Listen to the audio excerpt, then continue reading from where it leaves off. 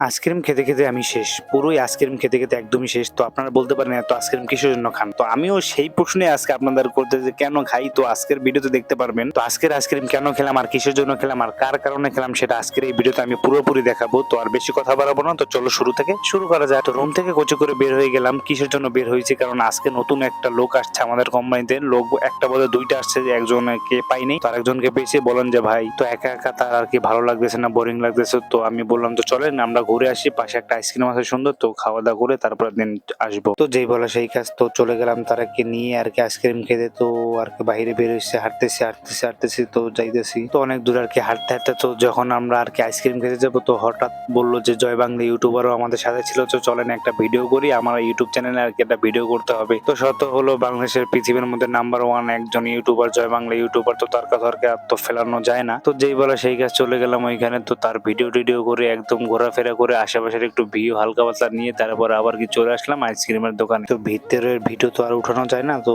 কুচি করে আর কি ভিতরে ঢুকে কোনো রকম আইসক্রিম নিয়ে বের হলাম। তো আইসক্রিম যার যারটা হাতে দিলাম যে দেখি কেমন হয়। আমি আশা আছি যে নতুন ভাই আইসক্রিম খেয়ে কিভাবে রিয়েকশন দেবে আর কতটা মজা হয়েছে সেটা আমাদের কাছে বলবে, সে আশা আর কি ছিলাম। তো হঠাৎ আমরা দুজনে খাইতেছি, তো হঠাৎ তার দিকে আর কি ক্যামেরা ঢুকিয়ে দেখি সে নতুন নতুন সুন্দর সুন্দর মেয়ে দেখতেছে। কি রে ভাই, নতুন নতুন এসে সুন্দর সুন্দর মেয়ে দেখতেছে, তো আর কি সে একটু শরম পাইলো, আমরা একটু শরম পেলাম। যাক মজা করলাম, তো ওটা বিষয় না, কারণ ছেলে মানুষ কি আর বলবো।